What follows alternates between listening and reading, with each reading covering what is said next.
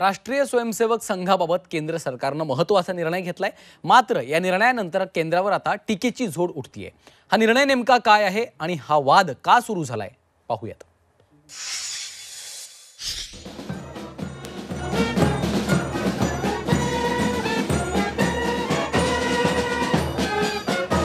राष्ट्रीय स्वयंसेवक संघाचं हे पथसंचलन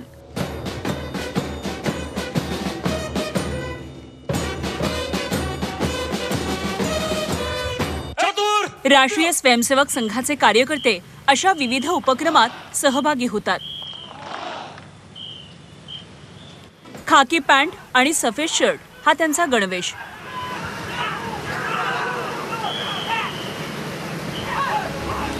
मात्र आता सरकारी कर्मचारी सुद्धा राष्ट्रीय स्वयंसेवक संघाच्या कार्यक्रमात सहभागी होऊ शकणार आहेत। केंद्रातल्या मोदी सरकारनंच हा निर्णय घेतलाय।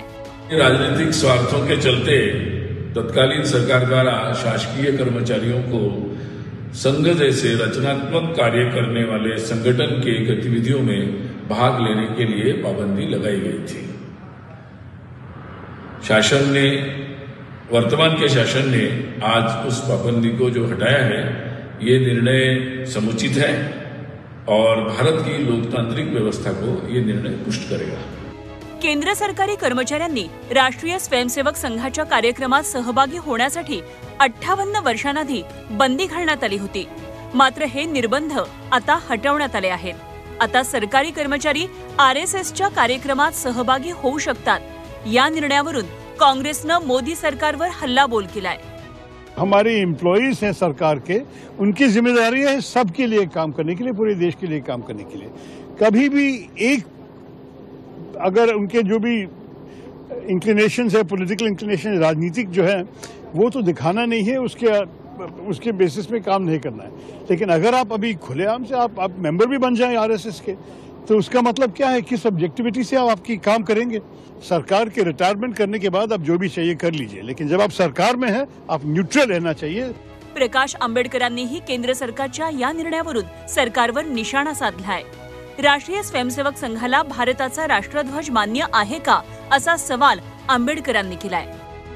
एखादा सरकारी कर्मचारी राष्ट्रीय स्वयंसेवक संघ आणि त्यांच्या विभाजनवादी विचारसरणीशी एकनिष्ठ असेल तर तो भारताशी एकनिष्ठ कसा असू शकतो, असा सवालही आंबेडकरांनी केलाय। लोकसभा निवडणुकीच्या निकालात भाजपला गेल्या 2 निवडणुकांप्रमाणे स्वबळावर बहुमत मिळालं नाही। अनेक जागा हातच्या गेल्या। या निकालानंतर भाजपवर सर्वात मोठी टीकेची झोड संघाकडून उठवण्यात आली होती। सरसंघचालक मोहन भागवतांनी मोदी सरकारला कानपिचक्या दिल्या होत्या।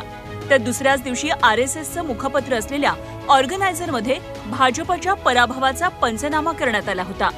मात्र आता सरकारी कर्मचाऱ्यांना संघाच्या कार्यक्रमात सहभागी होण्यावरचे निर्बंध हटवून मोदी सरकार डॅमेज कंट्रोल करू पाहतंय का, याची चर्चा सुरू झाली आहे। ब्युरो रिपोर्ट, झी 24 तास।